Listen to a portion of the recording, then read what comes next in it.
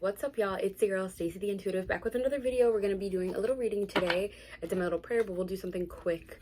Thank you, Creator God, wonderful prime source, ancestors, guardian angels, spirit guides, spirit animals, nature spirits, fairy beings, and other beings of benevolence on my team. Thank you for supporting this. Thank you for connecting with myself and connecting with the highest good of the collective for this reading. We're just going to get right into it and see what messages we have. This is actually a love reading. Surprisingly, I haven't done like a love-specific reading, I don't think really ever on this channel, so that's what we're doing. We have the romance angels, and then I'll use the Rider-Waite, and I also have the Kipper deck if I feel it, but this should be more than enough. We're just gonna get to it. So what messages for the collective do we have for their highest and greatest good as it relates to their love lives? And I feel like I interpret love energies a little bit different. I'm not you know, gonna co-sign anything bad, but I'm always about the internal journey, so that's where we'll get it from. Okay, so let's see what we get for you guys. Allowing myself to detach from the energies so that we can figure it out. So we have you deserve love, healing family issues, this could be the one, new love, and chemistry. So right off the bat, I'm getting this vibe for you guys that you guys are kind of working through some wounds about being lovable, about your worthiness, about, you know, just the way that you show up in love in general. It has a lot of family implications there. I do feel like you guys have a connection actually in your life right now with this. This could be the one card, but I feel like there's a little bit of a struggle there just because of some of these limiting beliefs as it relates to how you've experienced love in the past or how you are experiencing love. So there's this huge energy here of like healing family issues. Your love life benefits as you forgive your parents. So there's this need to kind of go within and kind of, you know, allow yourself to explore this newfound belief like, hey, I deserve love. Like, you know, like my experiences may not have shown me the proper way to love, but I'm open to something new. And with this could be the one card that says you've already met the romantic partner you seek. Now, for some of you, this is an energy of, you know, maybe there's someone in your life that you haven't like initiated that spark with, or you haven't really dove into that spark with, but for others of you, this is someone that you already know. But then we have the new love card to me, and this says to me that maybe there's this need to kind of turn over a new leaf and experience this in an all new capacity, because I feel like overall what it's saying is that the way that you've experienced love historically has been based on an old paradigm, and in this new paradigm it's a completely new way of experiencing love. Even if you're kind of like in a partnership, this is an energy of like things have to be done completely different, the way that you'll navigate completely different, the way that you see things completely different. But what I also see here is this energy of like God and divine really supporting you at like letting this newfound way of being, which also translates into your romantic connections, show up. And then we have chemistry. There's a strong magnetic attraction here right after the new love card. So yeah, that to me is like this energy is pulling you closer. You feel very close to this, you feel very open to this. And with this being said, there's this energy of like, if you have in the past done like self-sabotaging things in your relationships, or just things that kind of like took you out of alignment of the love that you were truly seeking, there's not really the ability to do this because of the way that this connection is showing up. We'll get deeper into that, but I feel like this connection is activating something different within you. Like with this chemistry card, I'm getting like a whole plethora of energy. It's like this connection that you're experiencing is activating something completely different within you. And it's like, it's also kind of like triggering you in such a way where it's like, it's such an unexpected, unfamiliar experience to you that it's like, it's a weird thing that's kind of going on. Let me see if this wanted to be in reverse or upright, because it fell. Yeah, like it came out, you know what, I'm gonna take it as it was. And then, okay, another one came out. Okay, so I'm gonna do one more because I'm feeling it. Okay, guys, so we are doing some tarot now. We got the Knight of Swords energy. We have Judgment in reverse. To me, this energy is already speaking of like, thinking that you know best. It's like, it's really interesting. It's like you're jumping to conclusions. You're not even open. This is like normally a wake-up call, but this is like a rebellious teenager type of energy, right? Like this is like, and this is specific, but like say that your parents try to tell you something this is not the example because I think it's much broader, so we'll get into that. But for example, your parents are, you're like a teenager, your parents are to tell you, but you're like, no, this is the way, this is the truth. It's really that rebellious teen energy, but it's showing up with you in the divine. It's showing up with you in God, and like how God is trying to orchestrate this for you. This is you like already assuming, already jumping to conclusions. This is the mindset that you have already adopted for quite some time. And I mean, it's a painful one. And I do feel, as I've just started to read, that I feel like God and the divine are being very gentle with you at this time, because they know where this is emerging from. This energy that starts the whole reading itself. You deserve love. You are lovable. That's what it's trying to get you to see. But this is like you not hearing the call, but it's like you almost can't even hear the call. You almost don't have the equipment necessary to be able to hear the call, right? It's like, the example that's coming to mind is a person who can't hear and a phone is ringing to try to get them to safety. But it's like, how can you blame them for not being able to hear? When we're watching the TV sometimes, and you know, maybe we see like we're watching a scary movie or whatever, let's think about it. In this example, there's a person and like someone's trying to warn them, like outside, like behind them or whatever, outside the house or something, like there's someone in there, whatever, and the person like literally is just not picking up on the signals, and we're getting mad at them. But in reality, it's like we can't really be mad at them because they can't hear. I feel like the energy is like God and divine not being mad at you. Like they, you know, they're trying to show up and stuff like that, but they totally understand where you're coming from with this heartbrokenness.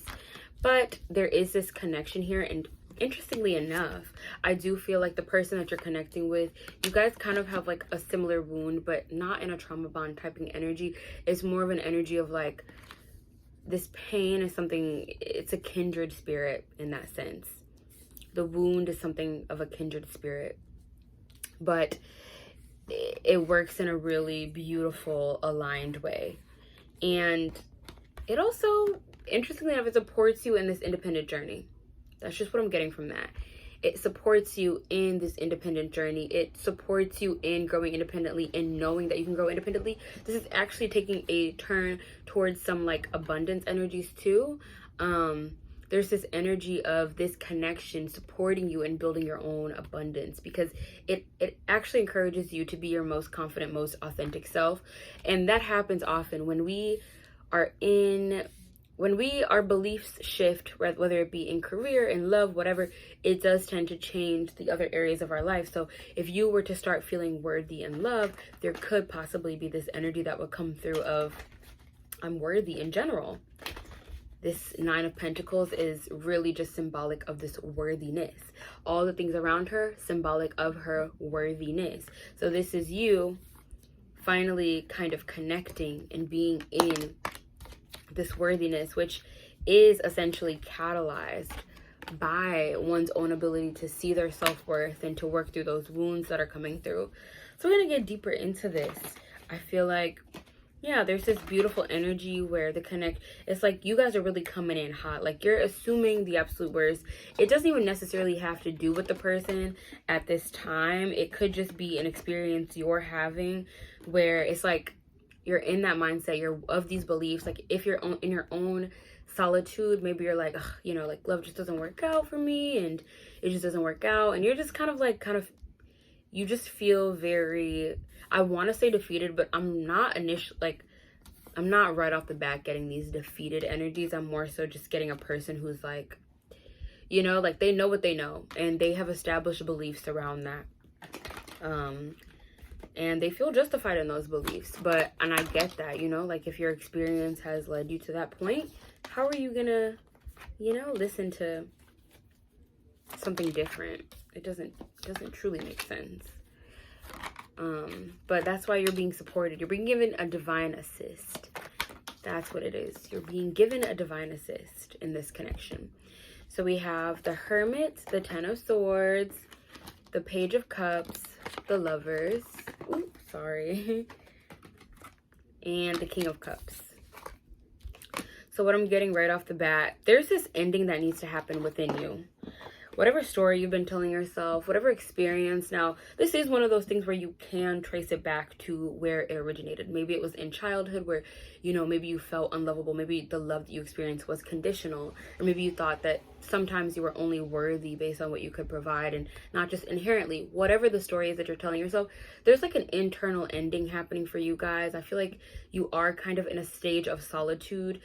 this may be something that's this stage, it seems, is happening in solitude, and it could be due to some like event that took place as it related to the connection that you're in or you're about to go into. That could play out differently for some of you. Some of you guys, it has nothing to do with the person. It's an experience you're having in solitude on your own before you come into this new love. For some of you, it's an experience that you might have had separately of another person, and there's like this belief system that has kind of led you to this moment, and it has directed your actions as well. The belief that you have, the beliefs of unworthiness or not being lovable have kind of directed your actions in such a way where you're now in this Three of Swords position as it relates to a connection that's in your life. And there's this state of solitude that I'm feeling that can show up very differently for a lot of you. This solitude can mean a lot of different things for a lot of you, but I do feel like there's this internal ending. And so the event that kind of catapulted this with the Judgment in reverse, you know what, I'm gonna go clarify that right now. Tell me about the Judgment, the event that kind of catapulted this. That was the moment of judgment, but oftentimes judgment will happen like via a chaotic moment happening, and then the information comes through. Judgment in reverse. So that's kind of what I'm getting here. There's a moment that came through, and now you're getting lots of information and data. And we got the Three of Cups. So Judgment in reverse, this is supposed to be like a celebratory moment, a moment to come together.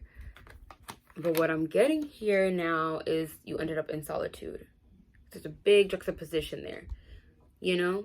So now you're in solitude, and you kind of have to reflect on that solitude and why you're there. The interesting thing, though, is once you allow this ending to take place within, because I feel like it needs to happen within, because it needs to be this experience of you believing that you're lovable first, before someone else can validate it to you, before you can even be receptive to something like that. And there's like this new feeling that comes through. This newfound, okay. I like to think of the Page of Cups as like my spark of a feeling type of emotion. Like, you know, like when you first get a crush on someone, it can happen in any capacity, but when you first get like a crush on someone, it's like that like feeling that comes through. So that's kind of my energy there. And I'm feeling this, that's kind of what it is. It's like when you start feeling like these mushy gushy, lovey, you know, crush like type of emotions, these very innocent type of emotions that are coming through. This feels to me as it relates to a connection, but it can also just be about your ability to connect, the connections that you're expecting, the connections that you now feel. As you start to tune into this energy of self-worthiness, there does become this opening, even if there's nobody specifically in your life right now, there does become this opening to be able to perceive those types of emotions. I'm like, let me fix my leg, I'm sorry y'all. There does become this ability to kind of perceive these types of emotions. So it could even be like in your, just like in your moments of solitude with yourself, you're like, I'm so excited to have that in love, or this is what I want in my next situation, but it feels good. It's not like a thing of like focusing on what you don't have. And then we have the King of Cups energy here. Super interesting. We're going from the Page to the King. This is someone who's well-equipped for love, ready to offer themselves. So I do feel like there's this huge emotional transformation. As we see here, you start off in the Knight of Swords. This is just like a belief that is completely guiding you 100%, and it's rooted in pain. But now I feel like there's some emotions coming through, because there's this ending of this truth, this reflecting on this painful truth as it relates to how you've experienced love up until now. And now there's this opening. Okay. So any closing messages here that we want to tune into about this spread? We got a couple different energies. Okay.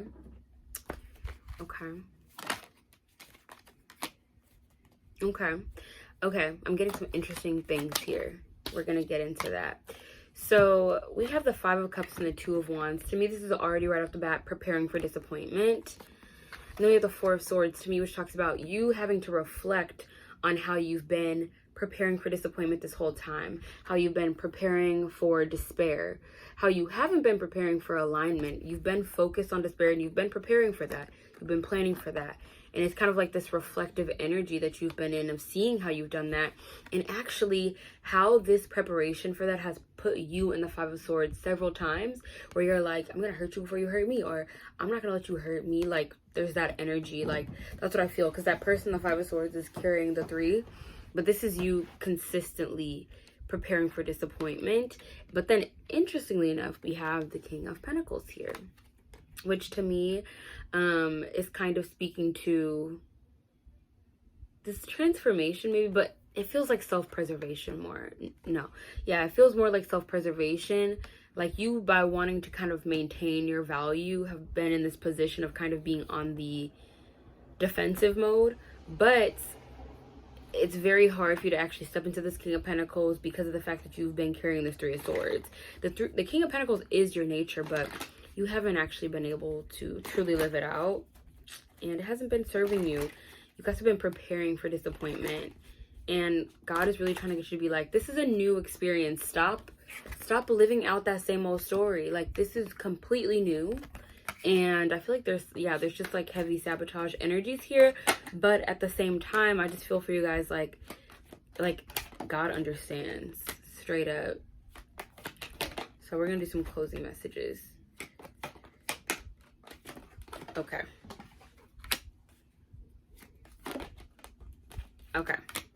So yeah, it's just reiterating kind of the same things. We have this Eight of Cups, the Eight of Pentacles, and the Star, which talks about you being dedicated to this healing, and the healing that you have done, even though you've had to work through some of the kings. I feel like you guys have been working very hard on your healing, and you've been dedicated to it, and this is completing a cycle for you guys, right? And this Seven of Swords coming up to me actually gives the impression of like, you have been focused on your healing and working through all the kinks and stuff like that. But there's been something kind of like in your blind spot that you didn't realize, like how this belief has been affecting you. You know, like if you're focused on your healing and you're doing all that, but there's like a belief that's getting in the way that you're not even aware of yet, that can be like a Seven of Swords. Then we got the Ace of Swords, which just like is the clarity of this whole thing. So there's been a little bit of like a lack of awareness within your own being. And it has been kind of bringing in this sideways energy as it relates to the intentions that your conscious mind has had. There's been this subconscious kind of energy coming through, and it hasn't been serving you, but now you're very clear on that. And that's what I see. I mean, it's a really great energy for you guys. Like, it is. I see really good things coming, and that's what it's all about. You got to uncover those beliefs and things. And the beauty of this is that you are divinely protected in these stages, especially when you're walking the path with God. Like, God understands what you're going through. And so the path is protected. Like, nothing that's for you is going to be taken away. And there's just like a lot of divine assist energy here. So yeah, I just saw like unrequited love, religious factors, and it is safe for you love. I just pulled some, but that's completely that. Like there's this experience has been a necessary one, and it's very much a divine assist energy where it's like, this is the intention, we're gonna get you through this, and it's gonna get you to this point of feeling like it's safe for you to love. It's not a person who's just completely navigating through their unconsciousness and hurting other people. It's a person who's actively working on their stuff, and they have to be made aware in order to be aware, you know? So that's what I'm getting from this. You guys are doing great, right? Like, love is here. I see it, and you're finally moving past this belief that has been kind of sabotaging you a little bit that you haven't even been aware of. So blessings, y'all. I hope this reading served you in some way. I hope you guys like my love reading style. And yeah, we'll be doing some more readings soon. I'll see you guys next time. Bye.